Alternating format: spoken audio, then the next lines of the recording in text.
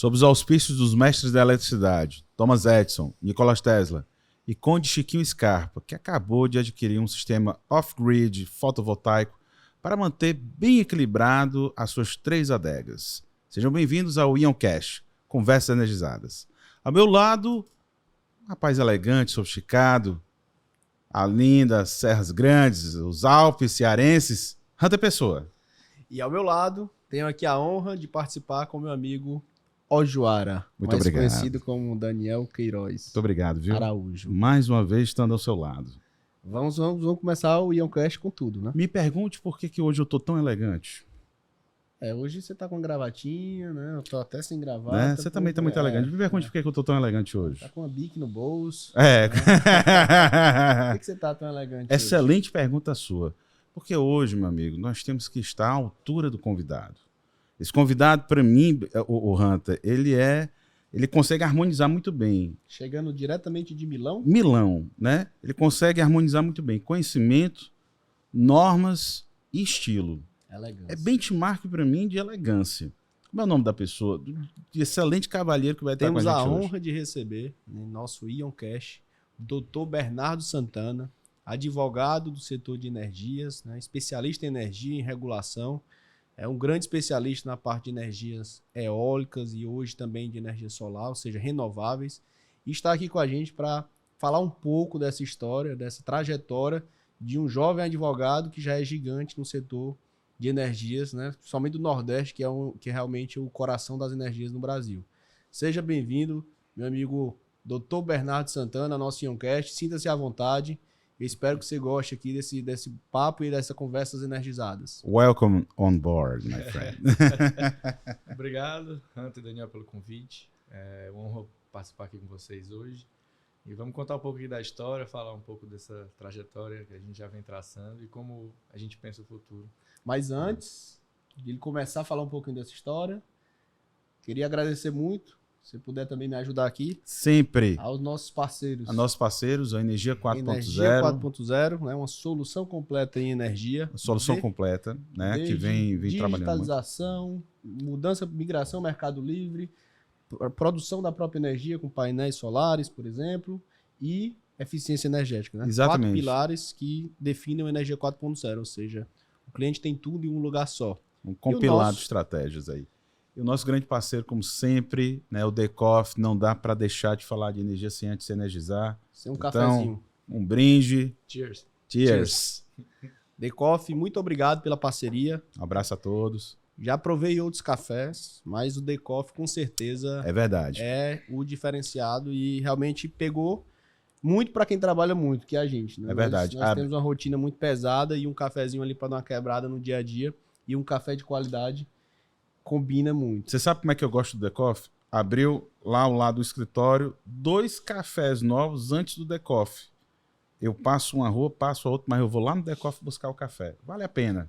É um solzinho a mais que você pega, mas não pode abrir mão de... Não dá, cara, não dá. E gera própria energia. É importante falar que o café Decoff, verde. nosso é um amigo, café verde. Inclusive Ricardo, né? Abraço, Ricardo. Ele já gera sua própria energia renovável e tudo tem a ver com Decoff, né? É muito minimalista, tudo no detalhe, tudo realmente um café de qualidade e com energia renovável. Ou seja, tá todo mundo aqui na mesma sintonia. Com certeza. Muito obrigado, Decoff. Já aderiu à transição energética. Totalmente. Bernardo Santana, pergunta primária aqui do IonCast. Quando foi que o amigo botou o dedo na tomada? Como é que um advogado entra no setor elétrico? Como é que é isso, meu amigo? O que eu sempre conto, Daniel, é que eu, filho de mãe advogada e pai engenheiro eletricista. Eu já nasci, não podia ser diferente, né? Ia ser engenheiro, bati na porta, mas 48 segundos tempo ali decidi ir pelo direito. E acabou que a carreira profissional sempre foi acompanhando a área de energia. A gente muito novo passou pelo racionamento, né? Passou pela situação do apagão no início dos anos 2000. Pegou ali, né? Então. A gente era muito novo ali ainda, né? Mas antes de me formar, eu já estagiava focado nessa área. As eólicas aqui no Ceará, o Ceará sempre foi pioneiro nisso, então a gente acompanhou isso em 2008, 2009, 2010. Isso. E os projetos do Proinfa. E aí não existia GD, não existia a questão solar que a gente está hoje em dia Daqui a pouco passa a eólica, né? Mas, Mas o falou um ponto importante, chama de Bernardo, que Claro já tem que é uma mais... isso. Nosso grande doutor Bernardo. Falou que, assim, a gente era novo na época do racionamento, mas eu acho que ficou um trauma daquele racionamento, que eu nunca ouvi meu pai falar tanto. Eu não sou dono da Coelce, senão desliga essa energia, né? Ou seja, tanto para economizar energia, porque na época a gente não tinha a opção de gerar energia com energia solar nas residências, como também o racionamento ali batendo na porta e que aconteceu, né? Então, até hoje eu lembro e acho que as gerações mais novas não têm noção que tem essa possibilidade de a gente ficar sem energia, né? Por exemplo, ano passado a gente chegou ali no limite para ter um racionamento e acredito que grande parte da população não se comoveu e achou que de repente aquilo ali não existia essa possibilidade porque ele nunca viu. A gente já viu de fato um racionamento. Não, são coisas assim, por exemplo, eu me lembro quando criança eu peguei muito, antes do racionamento, mais atrás, as constantes faltas de energia em Fortaleza. Então, Quedas assim, mesmo. quedas de energia que demoravam para voltar, uma capital do Ceará.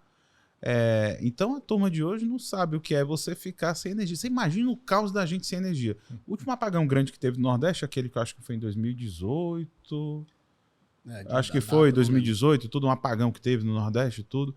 E o caos que gera, porque hoje em dia como é que você faz? Tudo tá dentro do celular. O celular precisa de energia, né? Você vai ficar sem banco, você vai ficar sem iFood, você vai ficar sem Máquina de cartão de nem máquina de cartão de crédito, né? Você vai ficar sem contato, sem Instagram, você vai ficar sem contato com o mundo, fica isolado. Né? E aí ele tava nessa linha aí falando que né, pai é engenheiro e mãe é advogado e acabou nos 48 do segundo tempo indo pro direito. Mas eu fiquei curioso para entender, assim, entrou no direito já pensando em ir pro setor de energia ou não? Você direito trabalhista. Ali eu queria ser juiz. Juiz. Queria concurso, essa geração toda da faculdade, era 90%, público, 95% do pessoal só falava de o auge dos concursos. Concurso, total. Tanto que eu me lembro de uma matéria que eu vi que a indústria dos cursinhos para concurso chegava a faturar bilhões de reais. Na sede da H3, lá o prédio tinha um grande, grande curso, né, treinamento preparatório para concurso que tomava quase todo o prédio, né? E hoje basicamente não tem mais essa atividade lá de estudos para concurso. E aí, na faculdade, fui estagiar no escritório de advocacia e a turma falou o seguinte: bem, concurso legal, bacana, mas você fecha duas portas. Quando você passa, você fecha a porta da pobreza, mas também você fecha a porta da riqueza. Então, você vai ter aquele fixo lá garantido, sua estabilidade, aquela coisa toda. Não, peraí. Que corte? Volta aí de novo. Concurso público, você corta duas portas. Você fecha duas portas. Você fecha a porta da pobreza e também a da riqueza. Você fica ali no meu termo. E a maior verdade vai ter a estabilidade, aquela coisa toda, e eu muito jovem... rapaz, vamos testar essa advocacia aqui, vamos participar. E custo de oportunidade baixíssimo, né? Começando a carreira. O setor privado eu gostei bastante, né? E aí, nesse escritório, a gente puxou essa área de energia para ficar bem forte. E aí sim, onde entra o apoio do pai para poder ajudar um pouco a entender mais. Eu, quando criança, acompanhava ele em obra de linha de transmissão, de expansão do setor, no interior e tudo. Por isso, quase que eu vou para a engenharia. E depois da questão do racionamento, as eólicas ainda naquela época falavam energias alternativas. Energias alternativas. Lembrando o grande mestre doutor Jurandir Picante. Com certeza fala isso. Ele mudou, né? Esse conceito de não é alternativa, é renovável. Era outro momento, não é mais uma alternativa. Agora é uma realidade. Então, a gente está com 22 GB, mais de 800 parques, mais de 9 mil aerogeradores no Brasil. E também, fazendo menção ao deputado Danilo, foi falado aqui no Ioncast, que ele participou, que o Nordeste salvou ano passado. Isso tu falou do apagão. Salvou, e aproveitando o gancho, falando do deputado Danilo, o nosso setor deve muito ao deputado Danilo. É um deputado que realmente fez muito pelo setor de energia. Solar, nos abraçou em Brasília, na ida a Brasília, né? Realmente fez todo o caminho, mais de 500 deputados, ele abriu as portas ali, ele entende muito do setor, é o deputado hoje no Ceará que mais entende de energia. Acho que não só do Ceará, mas eu acredito do Brasil. Daqui a pouco ele tem mais de energia que a gente. E é um deputado que ele precisa estar no Congresso fazendo o setor de energia do Nordeste do Brasil crescer. Né? Então, e é o líder da frente. É o líder da frente, a gente não pode esquecer de tudo que ele já fez por nós. E teve uma discussão muito importante aqui no último episódio que ele participou, e uma frase que a gente bolou junto que foi muito marcado, né? Sem energia, e ele repetiu agora no último evento que a gente teve: sem energia não tem industrialização, Sem industrialização você não tem desenvolvimento, sem desenvolvimento você não tem progresso para a nação. Né? A gente sofreu um processo muito grande de desindustrialização nos últimos anos, e esse processo só se reverte com energia. Né? Mas, Bernardo, aproveitando, né, que a gente está falando um pouco aqui dos nossos convidados que passaram, Luiz Carlos Queiroz, Dr. Júnior de Picanço, tá chegando aqui agora. Grande Luiz Aragão, Luiz também Aragão, fez a parte do setor. Cada Raimundo, convidado deixa a sua história dentro do IonCast. E aí, Nosso presidente Luiz Carlos disse aquela frase, né, que marcou a gente, né? Existe o preço laje, né? Ou seja, dali para baixo, preço pedra, dali para baixo é prejuízo, né? Ou seja, você tem que ter a firmeza de perder o negócio, mas dormir sossegado por não ter feito um péssimo negócio. Mas antes eu queria aproveitar e convidar, né, a todos, nesse momento aqui que a gente está citando os convidados que passaram por aqui, a não deixar de seguir a gente nas redes, né, no Instagram, no TikTok, que agora a gente já está também, mas sem dancinha, tá? No YouTube. No TikTok sem dancinha, no YouTube. No Spotify, no Deezer. Né? No YouTube você marca lá no sininho, né? E fica lá para receber as notificações. Subscribe. Arrasta para cima, marca, ponta, encaminha. Gente, divulga, que é muito importante para o canal. A gente está divulgando esse projeto bacana, né, de estar trazendo cada vez mais convidados dentro do setor de energia que fazem um open mind mesmo. Abre a cabeça da gente, bota ideias novas. Bernardo aqui não tá um dos sendo pontos diferente. que a gente idealizou e que é importante ficar claro para quem nos assiste, era trazer realmente, a gente está fazendo isso, pessoas que entendem do setor de energia, que vivem isso, que geram nota fiscal dentro do setor, ou seja, que realmente faz o setor crescer e dá oportunidade também, né, a ter um leque mais aberto, às vezes para um estudante de engenharia que está querendo entender mais do setor, entender mais como é que é essa realidade. Né? Às vezes ele está muito distante só na teoria e aqui ele mistura um pouco isso. Então a gente vai desde o empresário que se envolve mais no setor de energia, o setor de energia das empresas precisam estar alinhado com os outros trâmites de controladoria da empresa, né?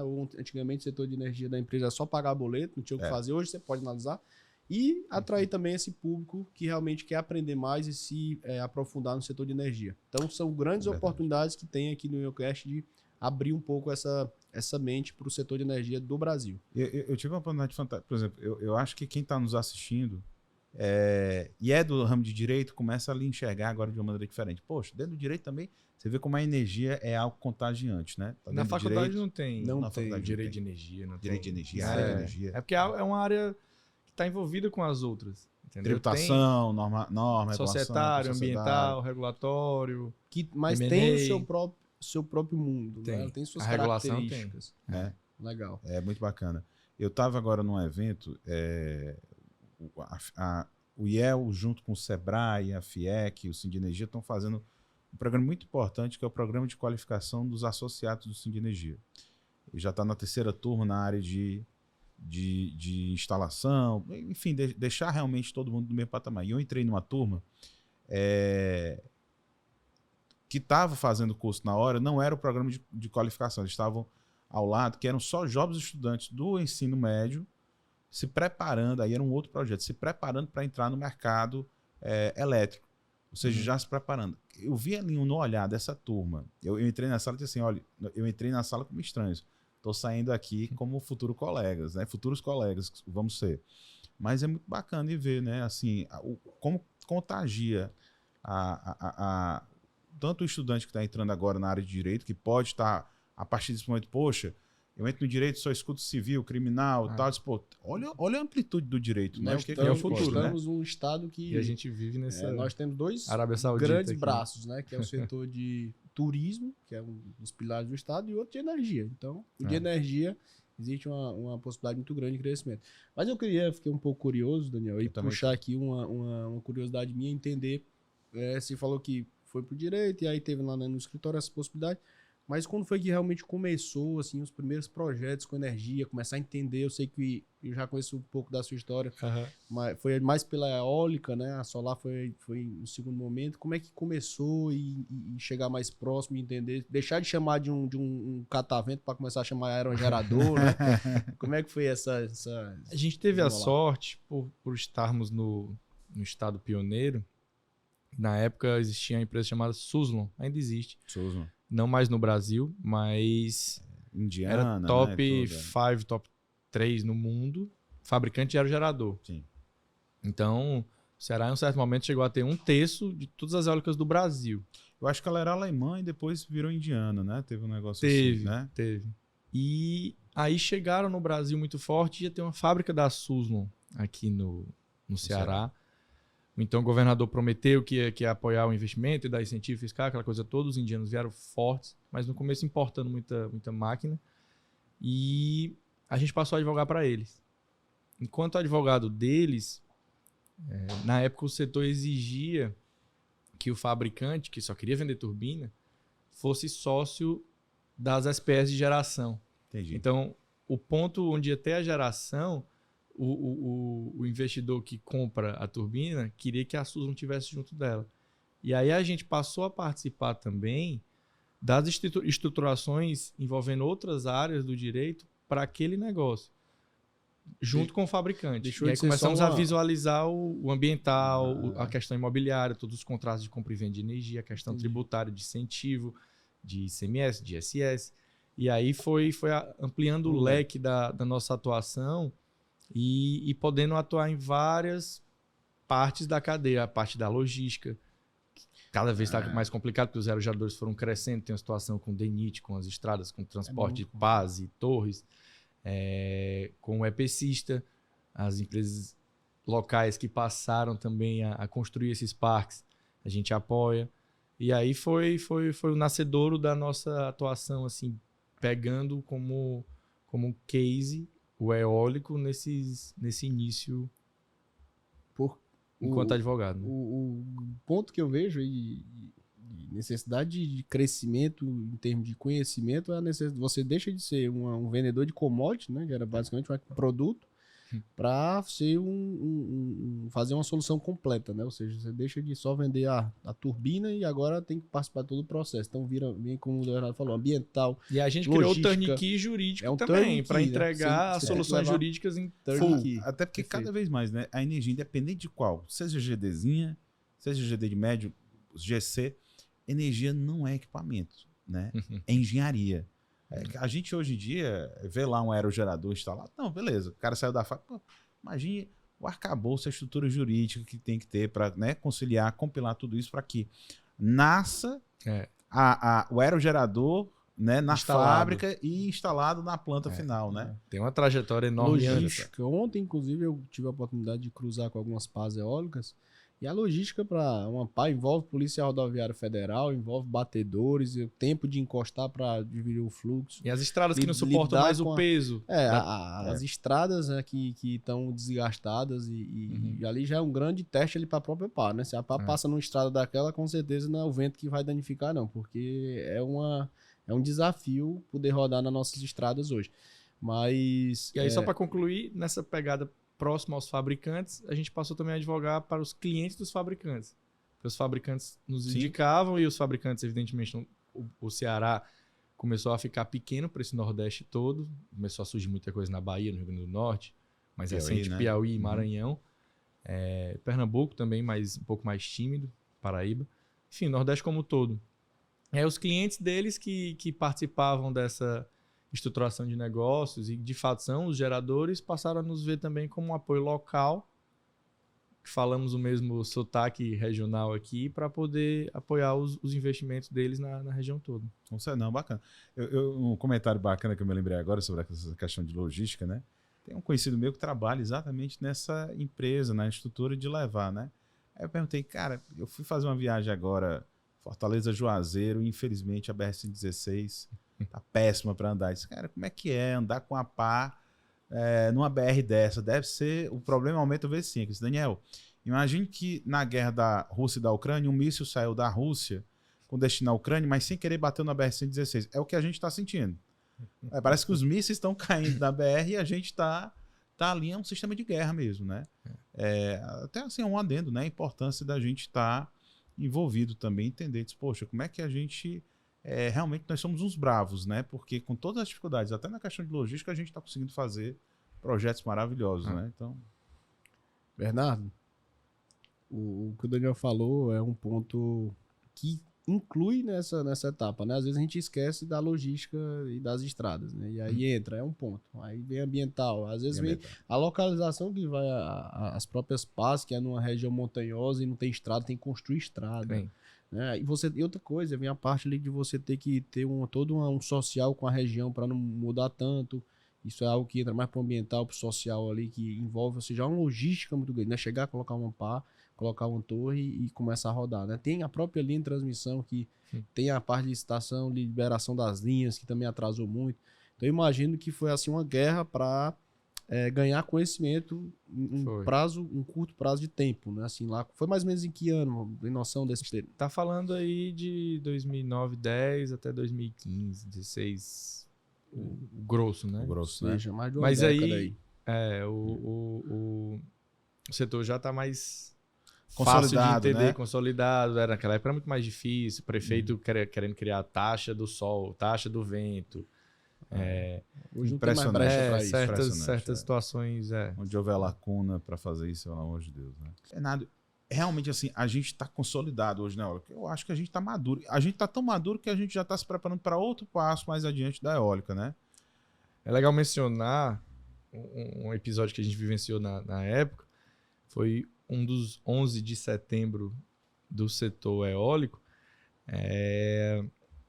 onde, na época, todo investimento era balizado pelo BNDES. Sim. O BNDES exigia um nível de conteúdo local para que essas turbinas, que representam 85% do investimento de um CAPEX, né, fossem produzidos localmente.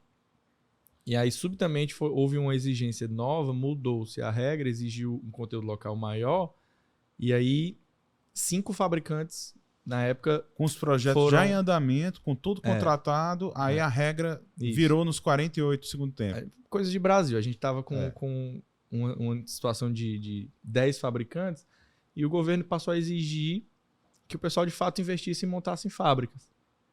Então, na época, a gente estava falando de Siemens, Suzlon, Vestas, Gamesa, foram desqualificados do Finame, dessa linha. Isso foi em 2014?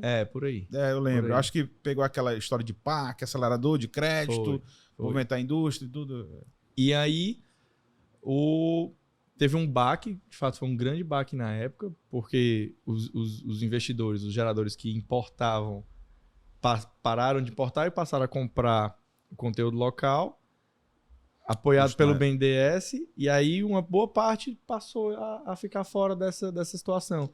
E aí isso, para a nossa realidade do Ceará, é muito bom, porque 15 para 16, a maior fabricante de aerogerador do mundo, que tem quase 20% do market share global, excluindo China, põe um asterisco e não considera China nessa conta, colocou sua fábrica aqui. Colocou a fábrica em Aquiraz, hoje em dia é líder nacional, 7 anos depois, e foi um marco importante para a gente quanto à atuação também, porque a gente apoiou todo esse investimento dos dinamarqueses aqui no estado, desde o nascedor da fábrica, para ajudar na localização de ela ficar, para buscar os incentivos fiscais com o estado, e ela passar a ter esse conteúdo local e atender às regras do Finame e abraçar o mercado e atender o mercado. Como ela tem um market share mundial, ela estava muito fraca dentro do Brasil. E o Brasil é uma região muito estratégica, né? E as fábricas estão, a maioria, na Bahia. E o Ceará, ela pega aqui o Nordeste setentrional. Né? A gente fala Rio Grande do Norte, Ceará, Piauí e Maranhão. Que é uma fronteira importante do vento. Isso é importante porque deixa realmente fincado o crescimento industrial, né? Toda a parte realmente que gera emprego e realmente renda para o estado. E a tecnologia que fica, né? A tecnologia que não é transitória que fica, né? Se você considerar, né? Assim, por exemplo, você pega hoje, faz um referencial. O Rio Grande do Norte hoje já passou o Ceará no volume de eólico instalado. Mas as fábricas estão no Ceará. Né? A fábrica de Paz, né? E das motores, né? Toda a nacelle, toda a parte está toda no Ceará, né? O hub está aqui. Lá ficou mais o serviço. Ou seja, o que realmente pesa mais ficou aqui no estado do Ceará. Ou seja, ganhamos nesse ponto e acertamos, né? De repente a gente teria ficado sem esse grande incentivo, porque naturalmente abrem novas empresas. Você imagina É um grande âncora. uma É um grande âncora âncora que... nesse shopping aqui. E isso, e você tem ali possibilidade de fomentar a indústria local, a engenharia local. Um jovem faz faculdade, consegue entrar Com numa certeza. grande empresa dessa, como Vestas, como a Aeres, e depois ali ele tem a possibilidade de Você vê fomentar o mercado. a importância disso, né? A gente teve uma visita ano passado no Porto Pecém e entre as pares eólicas estão ali entre os... numeração é mais ou menos entre o quinto maior, está entre os 5 primeiros em volume de exportadora, ou seja... Atende o mercado americano. Atende o mercado americano saindo daqui É. e faz parte do top 5 de volume ali de exportação Sim. que sai ali do Porto do Pecém. Então, a importância que foi, né, esse momento aí para a gente industrializar. Você tem o aqui. coração, você tem turbina e pá feita aqui. Fora né? que esse hub cearense de eólica, do ponto de vista da industrialização, nosso governador fala da esquina do Atlântico, aqui ele atende a América Latina, vai para a Argentina, pode ir para o México. Então, a empresa tem esses pensamentos de exportar a partir daqui. Isso não é só planejamento, não. Já acontece. Já acontece. Né? Eu tive a oportunidade de passar em frente a uma empresa acredito, construção da cadeia eólica, mas lá na Bahia, fica ali perto de Jacobina, tem acho que é Nordeste Torres. Ela faz um estudo. Torres Eólicas do Nordeste. Torres né? Eólicas do Nordeste. Eu já passei ali em frente à fábrica algumas vezes. Aí você vê a dimensão do que tem lá e vê a nossa dimensão do que a gente tem aqui. Ou seja, a gente está realmente um passo à frente aí da industrialização da parte eólica no Nordeste, né? Então, isso é gratificante para a gente que está fazendo acontecer. Apesar de a gente estar mais envolvido na parte solar, né? Mas é uma cadeia, né? O Mas solar aí, e a em eólica se paralelo a complementam. isso tudo, chegou a solar. Né? É verdade. O vento da eólica nos impulsionou para outro tipo de energia, solar. A tecnologia evoluiu, o preço diminuiu. Sim. O Brasil começou a criar regra, criou a GD. Mas eu vejo a GD, acho que agora, sei lá, tem uns 3 ou 4 capítulos diferentes, né? É verdade. A gente olhar em perspectiva de 2012 a 2015, a Até nossa um pouco luta enquanto sim de energia, na época, acho que uns 3 diretores de GD para trás, a luta era buscar que o ICMS que você gerava a sua própria energia fosse zero. Fosse isento. O que eu sempre falo, você tem uma vaca, você busca o leite dela e o Estado vinha tributar aquele leite da sua vaca, na sua fazenda. Sendo que No você início da GD era essa a luta. Sendo que Tirar você já pagou o ICMS em cima da ração que você dava para vaca, Tudo. o ICMS da água, enfim. Tudo. Né? E ainda vai ter que pagar o ICMS ali em cima do leite. Isso é bom e acho que fortalece muito o entendimento do setor, que a geração distribuidora ela está no patamar que está, porque já tiveram várias lutas passadas aí que contribuíram, né? A própria já tem 10 anos de luta, né? da lei em 2012, né? Assim, tem usinas ligadas antes da lei, né? Tava conversando com o Everton, ligadas antes da lei. né? No Tauá, Nosso amigo Everton lá de Mato Grosso do Sul. E ele tem usina lá que ele ligou antes da norma. Então, assim, ele foi já pioneiro, vinha o Everton foi fomentando pioneiro. o Né? mercado. Assim, a gente teve até, importante, porque a gente teve a pré-GD, né? E a pré-GD, ali antes de 2012, aqui no Ceará, começou com mini aerogeradores, né? Que foi importante, porque você quebrou ali um paradigma. Poxa, eu tenho condição de gerar a minha própria energia. Não era fonte fotovoltaica, era fonte eólica, né? Mini geração para eólica, mas quebrou-se ali um paradigma e deixou um terreno propício aí para quando a GD chegou. A GD chegou e com fotovoltaica, né?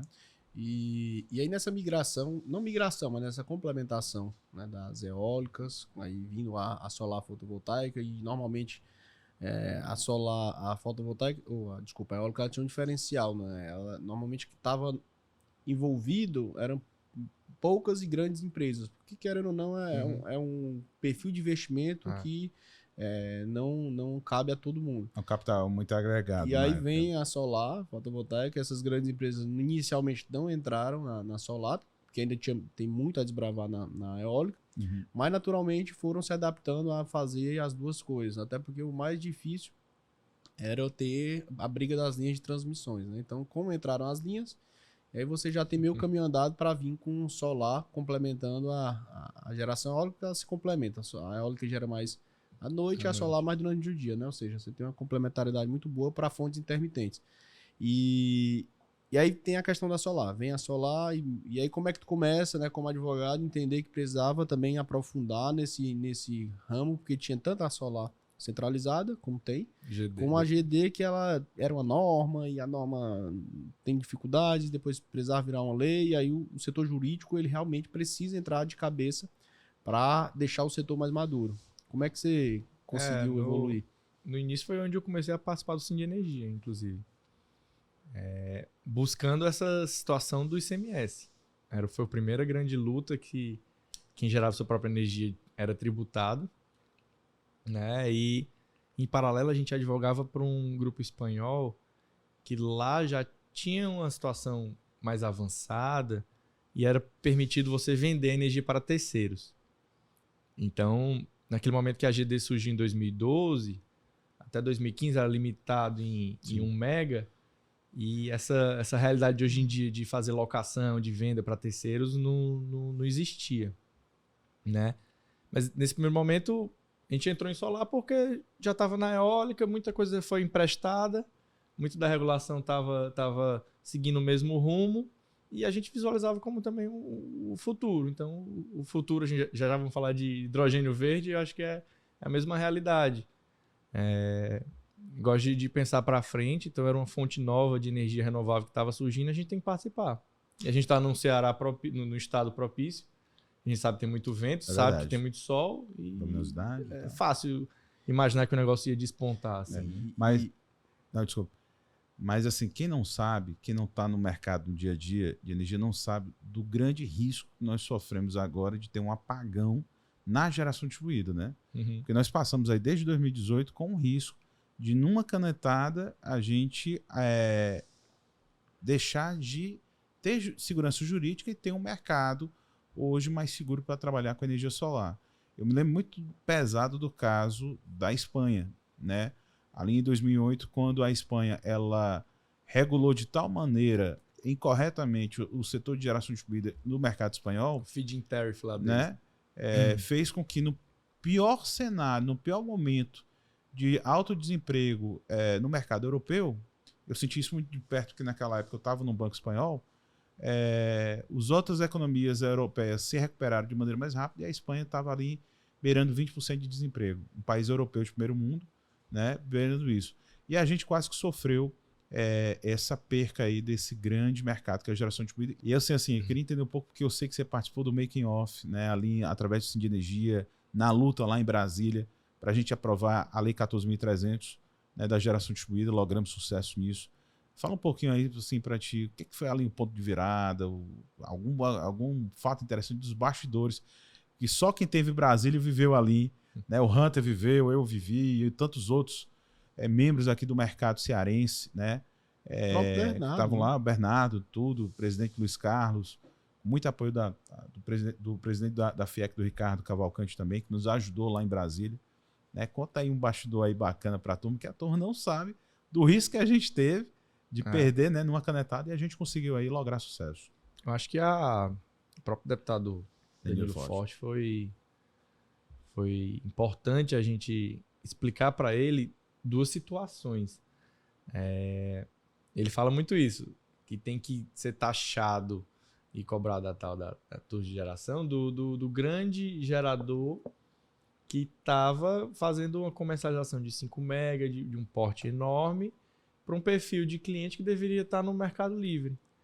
Mas o pequeno, o pulverizado, que quase 70% da GD total do Brasil é residência, pequenos comércios e aquela geração na carga que chama, não deveria ser tão afetado. E aí foi esses bastidores daquela conversa com o ministro Bento na época, com ele, unindo todas as associações, o próprio Everton participando,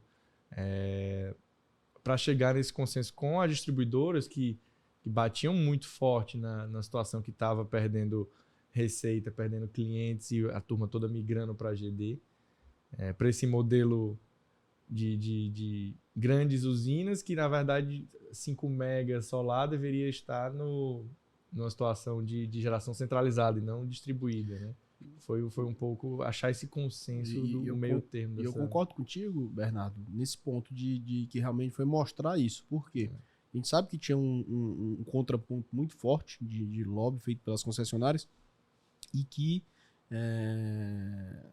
mostrava a visão do setor um pouco alterada, ou seja, meio fora da realidade. Então, serviu muito para a gente que vive o setor, que entende, que bate ali na porta da padaria, da mercearia, do que seja, mostrar que a geração distribuída ela tem seu papel e não era exatamente como estava sendo mostrado para os deputados pelo outro lado da moeda, né? Então, de fato, mostrar que ela tem seu papel e que realmente ela precisa ter seu limite, ela não pode conflitar com o mercado das centralizadas, o mercado livre, fez uma virada de chave ali para o setor não minguar. A história do Robin Hood e as avessas. Né? Eu me lembro de propagandas que saíram quase que dando assim um tom como quem que tivesse o vilão da energia cara no Brasil fosse quem tem a sua própria geração de energia. É ínfimo. Assim, ínfimo e pelo contrário, né? Uma coisa assim que não tem nada a ver, pelo contrário. Fazendo o seu papel, né? Ela cumprindo o papel do tamanho que ela precisa ser, ela ajuda. De fato, se ela for usada para fugir de encargos, impostos, simulando um mercado livre, aí sim, eu concordo que ela tem que ser tirada de cena esse perfil de investimento. Mas, no geral, ela ajuda a descentralizar a carga, descentralizar a geração e diminuir custos de rede e realmente contribuir para uma matriz energética mais democrática. Como você falou, está falando de democratização da fonte solar, ela está em todos os estados. Sim. A eólica, por outro lado, só está em 12. E solar já GD batendo 11 GB. Solar como um todo, essa semana virou a terceira fonte energética Quando eu entrei país. No mercado, acho que foi mesmo, não era 16, nem 1 giga. Não era nem 1 giga quando a gente entrou. Foi um marco 1 giga. Foi um marco. E o que eu acho interessante desse número é a capacidade da capilaridade. Né? Porque assim, você imagina, investimento e o poder da centralizada é gigante. Só fala em bilhão. Né? Só que aí você pega quantos quantos gigas tem em centralizado e quantos tem em geração distribuída. Nós temos 11 em geração distribuída e temos 5 em centralizado, em solar. Ou seja, o poder da diversificação, da capilaridade, ele se sobrepõe ao poder centralizado, mesmo sendo por grandes multinacionais. Porque são os players se alinhando, né? Primeiro, a gente só faz volume com crédito, né? Então, a gente começou GD, só tinha uma instituição financeira. Hoje você já está quase chegando, já passamos de uma mão de instituição financeira, já estamos indo para quase 2 mãos de instituições financeiras que estão cada vez mais trazendo os produtos financeiros adequados para a necessidade de energia. Você tem distribuidoras, você tem aí os players do mercado que estão entrando, estão trazendo um pool maior de mercado. As empresas que estão se preparando, estão se adequando a fornecer uma melhor engenharia e o cliente que se abriu para essa nova ideia, abraçou e deixou de ser aquela coisa distante, né, para entender que isso faz parte da minha vida. Não é só uma redução de conta de energia, é uma maneira de produzir minha energia de maneira mais limpa e é uma maneira também de preparar aqui para que eu não fique refém de um cenário hídrico escasso no ano que vem e tudo, e pagar a bandeira e tudo. Ou seja, ele entende mais, ele abraça mais. É interessante para o pessoal que nos assiste e escuta. Do ponto de vista da geração centralizada para solar, ficou muito parecido com a eólica, né? Como você falou, são grandes grupos, grandes multinacionais, investimento de bilhão. Mas esses 11 GB de GD, uma boa parcela, uma grande parcela disso é de pequenos empresários Sim. e residências e também desenvolvedores de negócio, que você vai lá e faz sua usina de 1 mega, de meio mega, de 2, 3, e é algo que você consegue escalar e atender um público nesse modelo de locação que surgiu a partir de 2015. Que foi a primeira revisão da 482, que já seria, digamos aí, o segundo episódio. Segunda etapa da GD, que ela saiu de 1 mega para 5. Que era a 687. A 687. Ali em novembro de 2015 ela passou a... Ela não fez assim, né? Ela fez assim. Mas é o poder... É o poder... que eu digo, por isso que foi um dos pontos que a gente mais defendeu em Brasília, da capilaridade da geração distribuída. Ela emprega muita gente, ela dá muita renda, ela distribui renda, ela tem um papel muito importante. Né? Você enxerga que hoje quase todo município ali de médio porte ou para pequeno porte tem uma empresa de geração distribuída, ou seja, é renda na veia dentro daquela cidade. E conseguindo pagar melhor né, o trabalhador ali que está operando do que o mercado local paga, como se ele fosse um ajudante pedreiro ou um pedreiro, ou seja, é um mercado que ele tem um poder de técnica e treinamento que valoriza mais o profissional do que o mercado habitual. É fantástico quando você vai chegando de avião em cidades que são menos verticalizadas em prédios, Você né? vê tudo. Como Teresina, como Juazeiro, né? Que tem ali um pool de prédios, mas em um bairro específico. Só casa. Poxa, você olha lá, os telhados estão deixando de ser laranja, não porque, né? E estão começando a ficar azul, né? E tudo por causa E agora painéis, preto, né? Porque são os monocristalinos. É verdade, é verdade. Bernardo, avançando aqui, porque o vento da eólica nos impulsionou para a energia solar e a iluminação que a energia solar nos traz está nos apontando aí um novo horizonte. Tô tão poeta, né? Eu falei tudo isso para falar de... Você é o Daniel, esse aí é o Daniel. Rapaz, é porque eu casei agora e é neta de um grande poeta cearense. Eu casei agora com a neta do Arthur Benevides, que é um grande poeta. Aí tô todo assim, vivendo essa poesia no dia a dia. Cara, a gente abre o jornal, é hidrogênio verde, a gente abre a televisão, é hidrogênio verde, a gente abre o Instagram, é hidrogênio verde. E você tá vivendo isso na pele, né? Você está gastando sola, você está ganhando milha, porque você está viajando muito, não só no território nacional, mas no território internacional, para falar de hidrogênio verde. E eu queria muito entender aqui, ter a oportunidade de captar essa tua Eurotrip que você fez agora. Eu estava até esquecendo desse ponto, que eu quero explorar o máximo possível aí essa viagem. E... Não com foi só certeza. essa, né? Várias outras que ele Não, já fez, principalmente né? essa. Dinamarca pra ele é como se ele estivesse indo em Juazeiro pra gente, assim, né? Vale na Dinamarca. Mas eu só não ganhei nenhum chocolate dinamarquês ainda. Você ganhou alguma coisa, algum brinde? Nada. Eu vou trazer um mini aerogerador pra H3 aí. Isso aí eu vou querer. Isso é bacana. Agora eu aprendi com um grande amigo meu. Ele tá gravado, né? Nilo, né? Que não me... Prometa não, que eu cobro, né? Então eu vou te cobrar. Ainda tá gravado. Mas eu fiquei curioso aí pra saber como é que foi, Daniel. Quiser perguntar aí melhor e a forma... Cara, como é que hidrogênio verde apareceu? O que é que você tá achando de hidrogênio verde? Pra onde é que vai? A nota fiscal já a gente tá emitindo, segundo o professor Júlio de Picança, ainda esse ano. É verdade. O que é o Ceará, na tua visão e na visão da turma lá de fora, nos próximos anos com esse nome bonito, hidrogênio verde, que ninguém sabe o que é ainda, né? O público geral escuta o que é, mas o que é hidrogênio verde? Por que não é hidrogênio azul? Por que não é hidrogênio amarelo, cinza? O que o estrangeiro fala é checking all the boxes. Assim, vamos marcar um check, marcar um ok em todas as caixas. Então, a gente visualizou isso aqui na no pandemia. Ceará é o passo visto, né? Passo visto. Checar marcar o checklist. Durante a pandemia, essa transição energética foi acelerada e foi visto que, de fato, tem que dar uma incrementada nessa situação mundial, né? E o primeiro ponto para o hidrogênio verde é a energia renovável e abundante e barata, tá? E hoje em dia a gente já tem aqui. Depois de tudo que a gente falou aqui hoje de eólica e solar, com a própria complementaridade, você falou que de noite o vento é melhor e de dia a gente gera com o sol, você consegue melhorar aquela curva de geração para não ter uma oscilação tão grande. A gente tem as condições naturais favoráveis para a produção desse novo combustível do futuro. A gente chega na Dinamarca, sai do aeroporto, passa por um posto de gasolina, tem lá fast charging, né, carregando o carro de forma rápida, que lá a gente visitou uma empresa que em 6 minutos ela vai carregar de 0 a 100 o carro elétrico. Hoje em dia demora bem mais, né? Bem mais. Já foi dito, inclusive, no Rioncast aqui. E também você abastece o seu carro com hidrogênio no posto de gasolina lá. Certo. Né? Então... Vamos até mudar o nome, né? Vai deixar de ser posto de gasolina, né? Posto de recarga, né? Pit stop. Não sei como vai ser, mas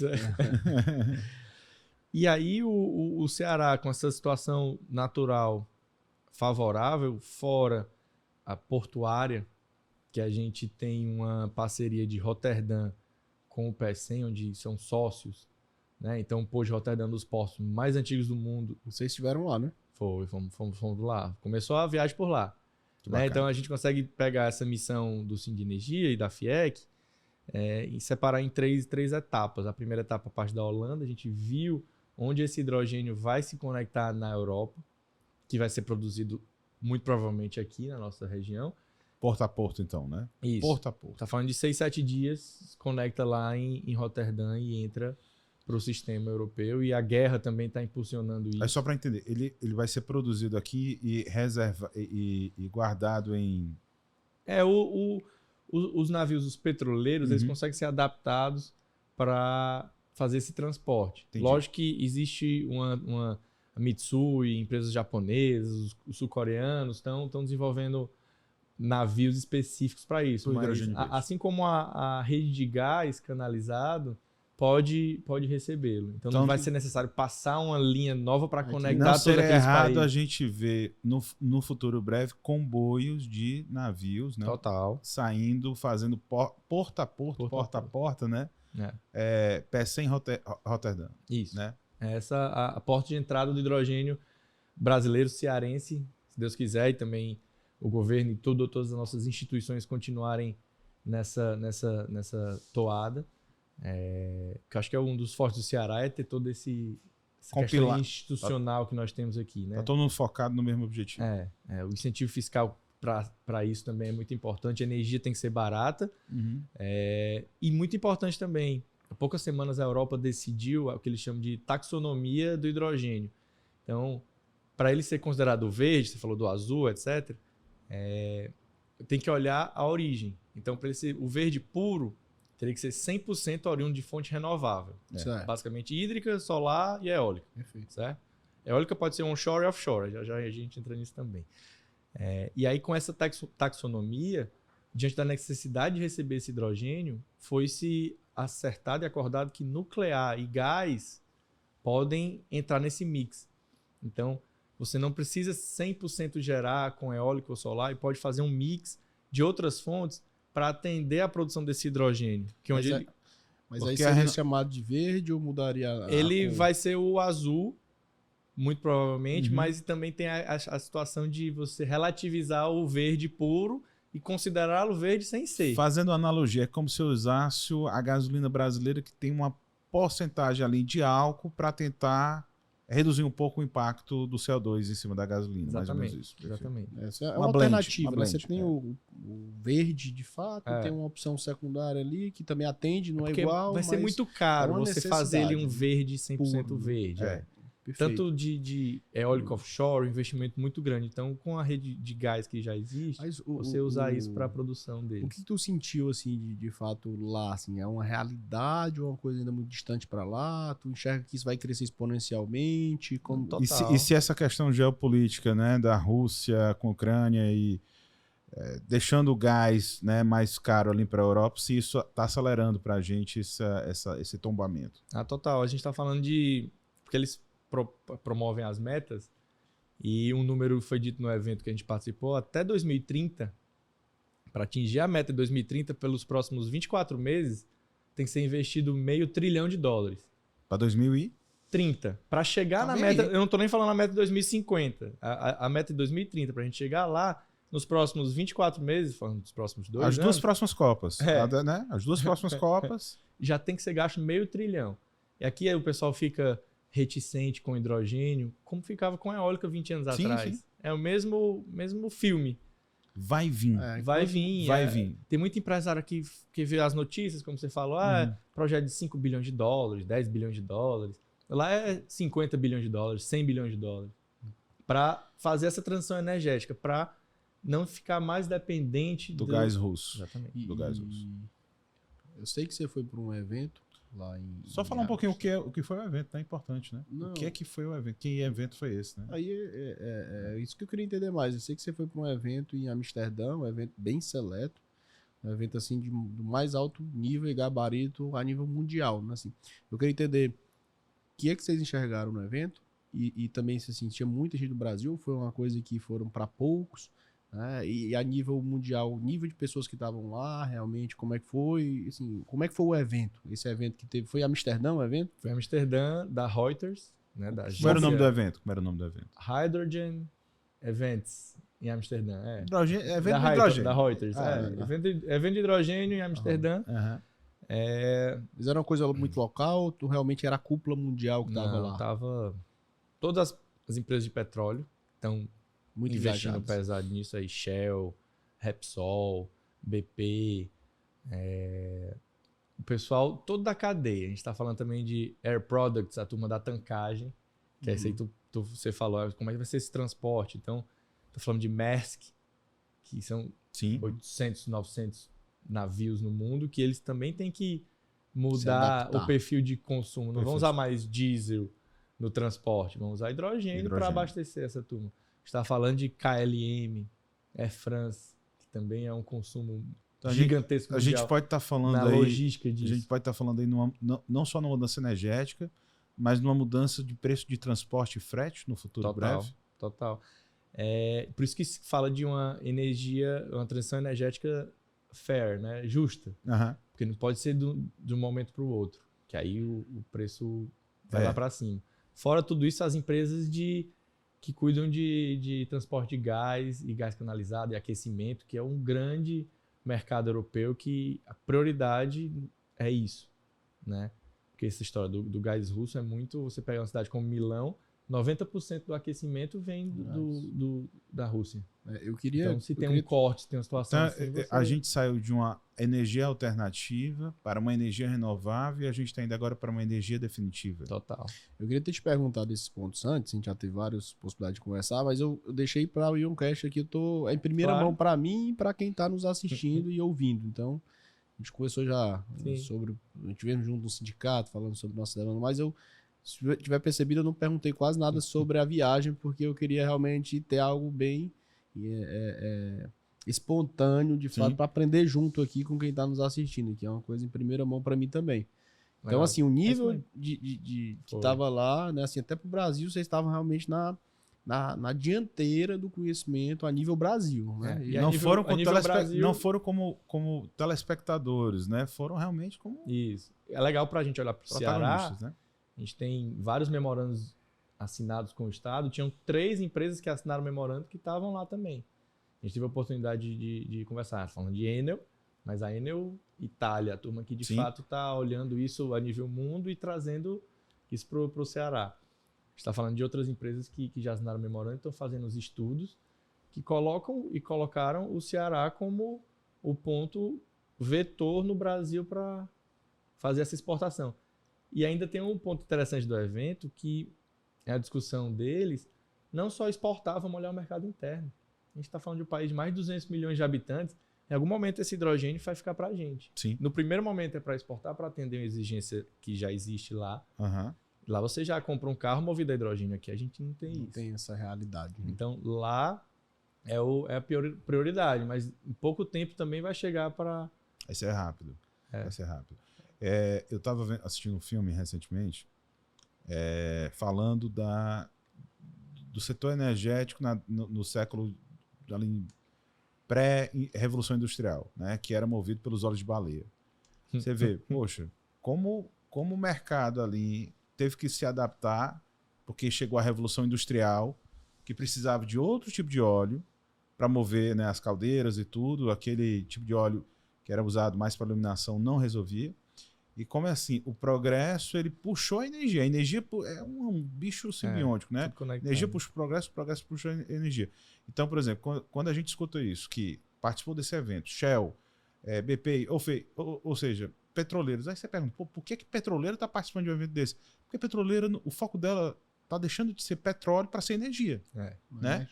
Quantos investimentos essa turma não tinha garantido na Rússia e no mar? O mercado, as grandes Uhum. montadoras estão já migrando para o setor migraram, na já verdade, migraram e tudo. É um entendimento complexo, não é entender o petróleo ou geração distribuída, é entender energia. Né? Assim, a gente precisa ter esse entendimento. E para puxar para nossa realidade, a BP tem um braço de energia solar, um joint venture, que o primeiro parque do Brasil é aqui no Ceará. Olha aí. Para quem não sabe, já não é só uma coisa de entendeu? papel, tá feita, né? Tá em obra. Que é o caso, por exemplo, só terminando a história da montadora. A maior montadora hoje, em preço de mercado, é carro 100% elétrico no mundo, né? Tesla.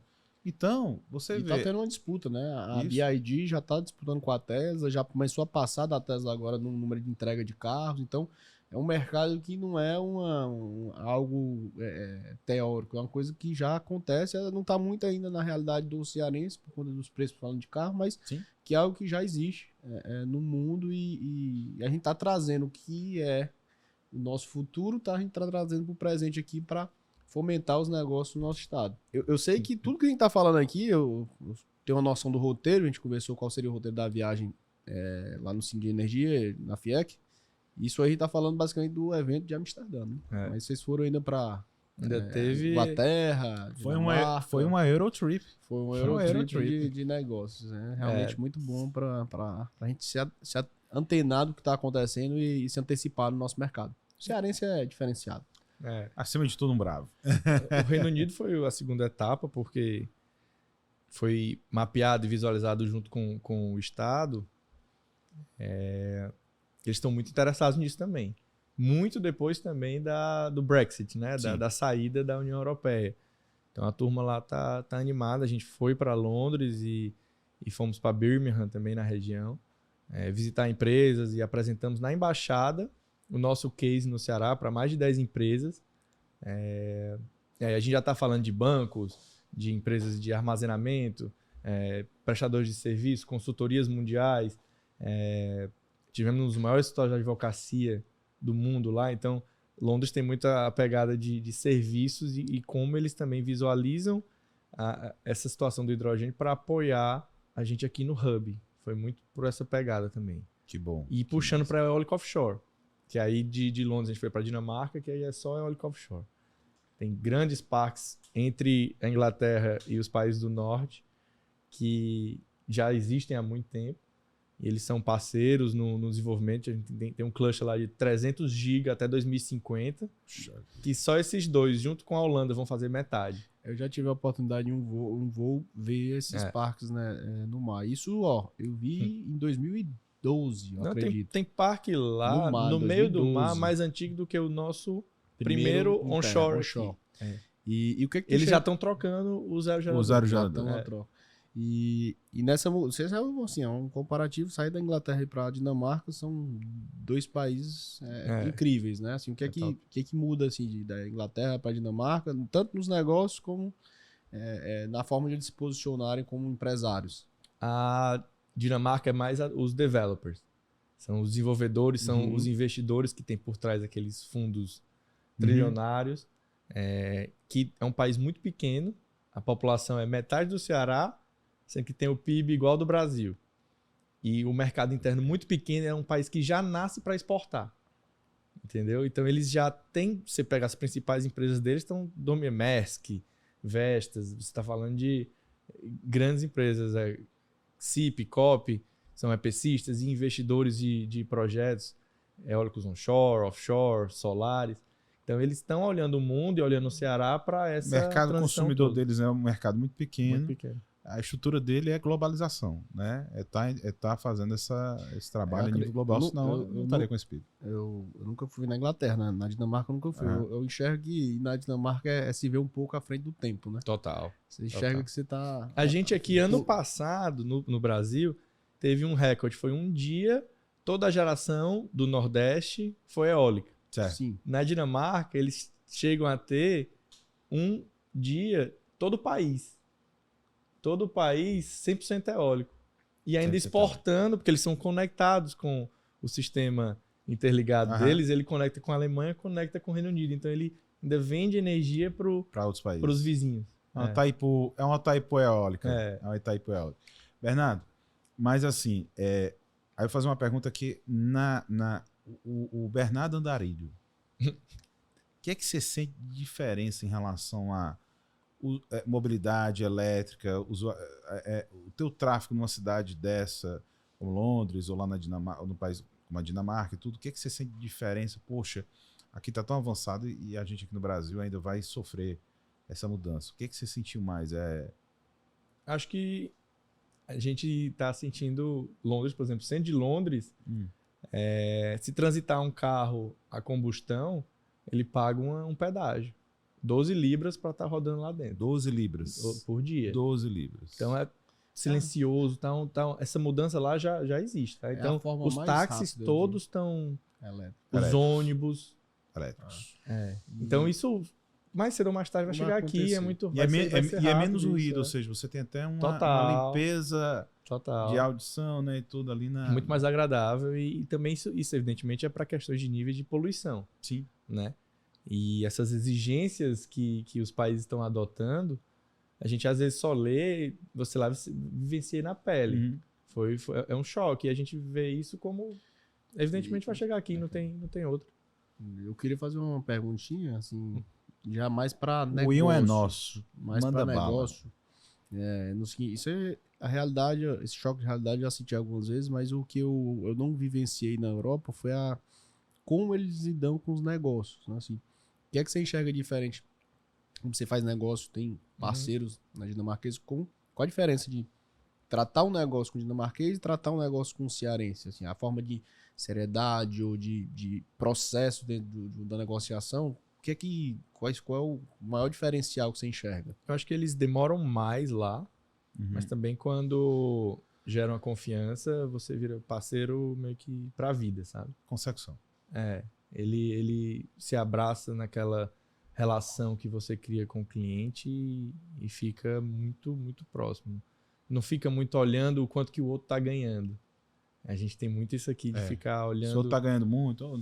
Mas tu vai ganhar tanto. Ele tá olhando quanto que todos estamos ganhando, se cabe na conta, a turma não um tem respeito pelo... Total, pelo prestador de serviço e também pelo gerador e pelo apoio local que a gente fornece. Tem muito isso. A cadeia dele, né? Ou seja, ele se importa que aí vai muito já, acho que pensando até no modelo novo, que é a questão do Net Zero, né? Isso. Você deixa de olhar só pro seu negócio, olha, o seu parceiro também tá oxigenando, ele tá conseguindo rodar. E aqui no Brasil, às vezes, a gente faz numa certa informalidade. Certo. Lá, isso, evidentemente, não... Porque a tudo, cadeia... tudo com contrato, tudo com jurídico, vem antes. Não existe...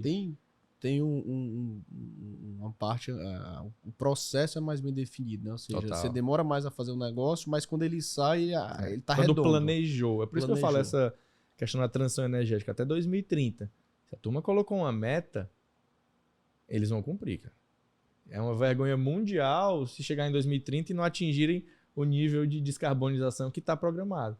Da mesma forma, vou colocar uma fábrica no Ceará, vou fazer tanto. O incentivo é esse, o passo a passo é esse, a terra resolvida, a conexão, o meu cliente vai ser esse, etc.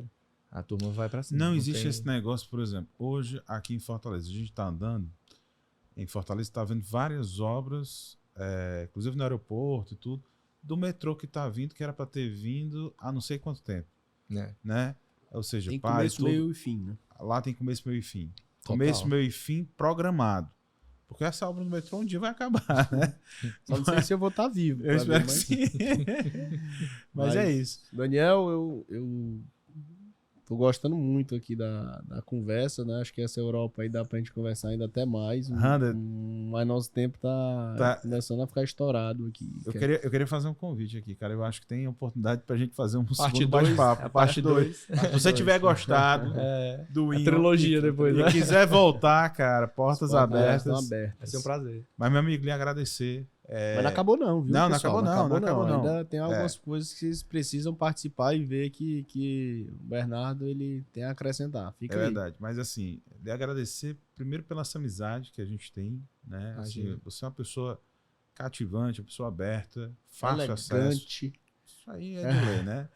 É a elegância que você... Eu acho que a elegância não é a maneira como você se veste, mas é a maneira como você trata os outros. Eu acho que a maior elegância é essa. Você tem isso, meu amigo.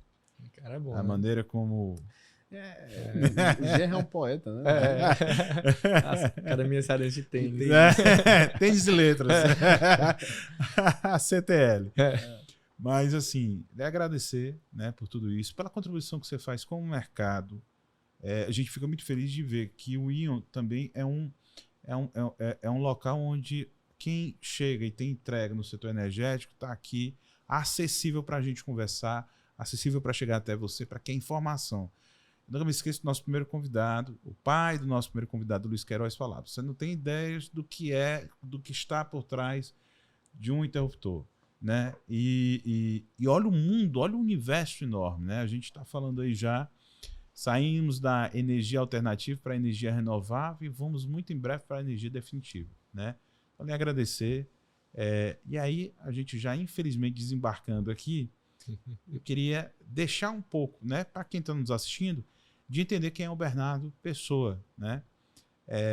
Esse cara que tem um bom gosto, que tem uma história linda, né? Uma gente realmente que gasta solo e ganha milha. E aí eu queria lhe fazer uma pergunta. Antes das perguntas, você tem algum comentário, meu amigo? Não, você pode fazer as perguntas, no final Você bota a cereja em eu cima boto do bolo. meu coração pra Você fora. bota a cereja em cima do bolo. Meu amigo, eu queria que o pessoal tivesse um pouquinho da tua boa referência. Eu queria lhe perguntar 3 sugestões pra gente. Uma sugestão de um bom livro, daquela tua leitura que fez ali uma mudada de chave para você, que é interessante, que você recomenda. Um bom filme, porque eu acho que os filmes também não só entretêm, mas também nos elevam, né? Elevam o espírito, elevam a nossa consciência para um outro patamar. E também uma excelente dica gastronômica, que eu sei que você tem um belo, né, paladar, eu sei que você vai indicar aí com certeza alguma coisa aí em relação a um polvo mediterrâneo, Já enfim. acertou. Sério? Então vamos começar de trás para frente. Qual é uma boa indicação aqui para a gente sair daqui e tá aí já, né, aproveitando essa dica gastronômica? Cara, tem um polvo, um restaurante próximo aqui, inclusive. Maravilha. Eu sou fã, eu sei que você é fã também, Esse né? é o meu prato preferido. Com iogurtinho e uma... Essa é novidade pra mim. O hummus. Um o molho hummus, né? tem com hummus. Pô, deve e ser com molho, bacana, deve ser bacana, tá aí. É top. Já Pega a ficou a dica. primeira dica. Harmoniza com que vinho? Um branco, né? Com certeza. Branco. Perfeito. O filme... Vamos falar de... Ou filme ou série também. Eu sou mais de série, vou nem mentir, mas Uhum. o top 3, assim, eu diria Breaking Bad, Breaking Bad, Mad Men. Mad Men. Muito bom, né, cara? O Game of Thrones, o final foi meio, né? Mais ou menos. Mas a história toda, acompanhar todas aquelas Fiquei temporadas surpreso, foi muito bom, pensei que Suits ia estar aí. Mas Suits eu assisti, né? Tem que assistir, mas Dever de casa, top, né? Dever de casa, né? Ainda mais pra turma do jurídico, é bacana, velho. Não, de série é bacana. Mas de filme, tem algum filme assim que você... Eu gosto muito daqueles de Wall Street, tá? Pode ser o primeiro ou o segundo do Wall Street, Wall né? Street Money Never Sleeps, né? Exatamente. George Street O Gordon Gekko e É, tal. referência Tem e também tudo. uns recentes da crise imobiliária de 2008. Muito bom. Grande demais pra quebrar. The Big Grande Short, aposta e tudo. Maravilhoso. Também adoro. são top. Tem um gosto muito parecido. E livro, meu amigo? Decorado, né, Daniel? Assim, até o momento dele falar, tu já tá indo ali. Rapaz, a gente não combinou. Viu? A gente não combinou, mas é harmonização. É harmonização. Harmonizar esse povo aí. É. E de livro, amigo, o que você indica pra gente? Tem um do Daniel, o sobrenome dele é, não sei pronunciar, mas acho que é Yeagal, não sei, que é O Petróleo. Ele conta a história do petróleo de cabo a rabo, do início ali, dos Rockefeller. Que massa. Aquele criação ali. Isso eu não conheço. 1890 e tanto, eu vou te mandar a foto Daniel depois. Wiggle. I-E-G-L, alguma coisa assim. Y-E-G-L. Wiggle. Yeggin, acho que é Daniel Yeggin. O Petróleo. Anotem só dicas, viu? Só dica boa. Isso é top. É um livro grande, é uns 700, 800 páginas, porque ele de fato ele fala de a influência de petróleo na Primeira Guerra, na Segunda Você Guerra. que é engenheiro, tem dificuldade de ler, leia. Isso Você é legal para essa afinidade transição com energética número. pra gente entender. Leia ou bote um tá. audiolivro também. Né? Leia ou um audiolivro, enfim. Capte a informação. Tô tentando aqui fazer o pessoal ler, tu vem mandar um audiolivro aqui, aí tu atrapalha. Desculpa. Uma leitura mais tranquila seria o Monge Executivo. Monge Executivo. Muito bom. Já li. Muito bom. Muito bom. Tem alguma coisa de filme, não sei se tem. Não, acho que é o Monge, é um filme. Né? Mas eu acho que não sei. Eu já vi o livro. O livro. Tem até o segundo. Eu tô lendo o segundo agora. Tem um no Netflix agora, eu ainda não assisti. O Executivo retorna ao mosteiro, assim, né? Porque ele não deu muito certo depois. Né? Então, 3 dicas aí, assim, os filmes foram até mais nas séries, mas 3... Eu fiquei surpreso que não bateu Casablanca aí, viu? Eu ia falar Poderoso Chefão, mas tanta gente já deve ter falado Poderoso Chefão. Não, você ia ser o primeiro. Outra E também Olha algum onde. do 007 com o Sean Connery, assim, os 007 antigos era James Bond, bacana. James São Bond. dicas boas. É. A gente acabou, né? Foi tão corrido que a gente acabou não perguntando aí sobre os esportes, né? Mas eu sei que ele tá querendo tomar o nome do Google aqui no Brasil, mas Que é isso? acho que a idade tá passando um pouco, não vai conseguir não, mas Tinha que vai ser chegar do Federer. perto. Tinha que ser do Federer. Não, mas do Brasil, né? É. No Brasil, o maior nome que eu vejo no Brasil é o Google, né? Ainda Total. não tem outro não. Mas, Bernardo, muito obrigado. Eu queria aqui agradecer a sua disponibilidade para participar do nosso Ioncast e falar um pouco sobre a história, né? Assim, já um pouco diferente da nossa, que está mais na parte de engenharia e um pouco mais na parte do direito mesmo, e que é a gente enxerga cada vez mais, a gente não precisa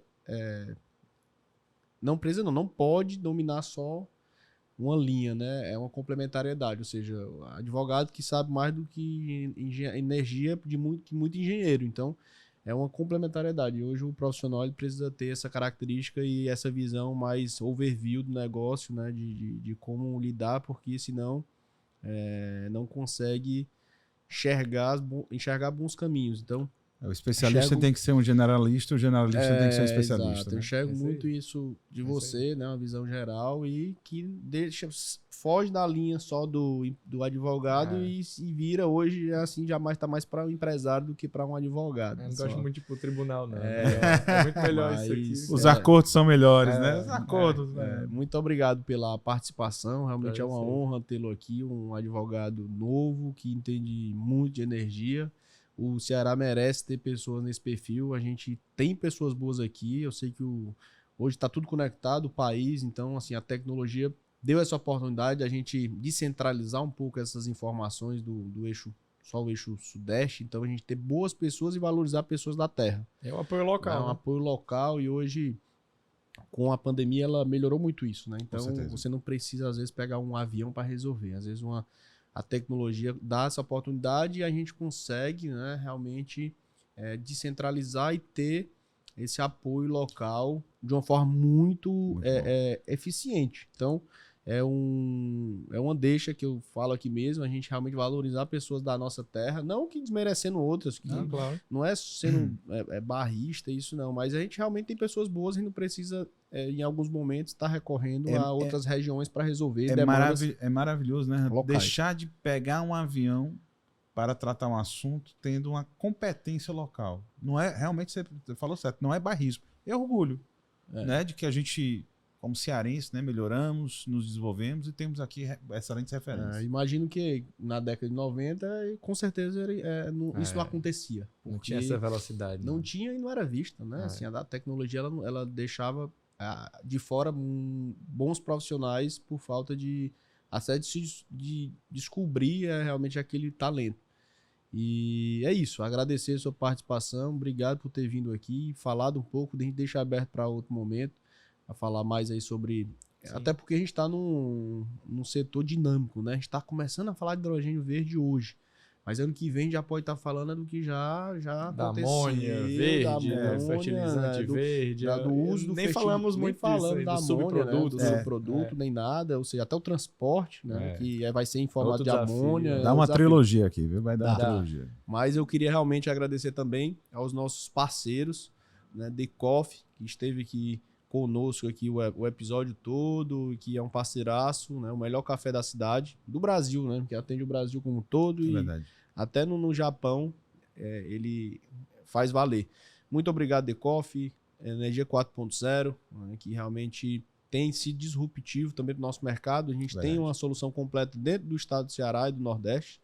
E agradecer o Bernardo por ter nos apoiado e participado aqui desse evento. Muito obrigado. Eu não sei se você quer complementar mais algum ponto, Daniel, mas queria realmente aqui pegar aqui na sua mão e dizer obrigado por ter participado. Amigo Bernardo, obrigado. A viu? todos que também estão em casa. Vamos Meu ter amigo a parte Hunter. 2, viu? Já tô me Vamos convidando sim. para a parte 2 porque Com certeza. tem que ter o retorno à nossa internacionalização do nosso sindicato, da nossa federação e dos assuntos que o Ceará tem que estar vendendo isso pro mundo e a gente trazer mais essa novidade. Bernardo, pra mas quem não nos- tem certeza. Nós vamos ter um momento 2. E agradecer mais uma vez a nossa audiência, a quem está nos ouvindo e quem está nos assistindo. Né? O Ioncast só existe por conta de vocês. Nosso muito obrigado e até a próxima. Um abraço a todos, muito obrigado. A todos os apoiadores, a todo mundo que também está aqui com a gente, turma do Estúdio Viral.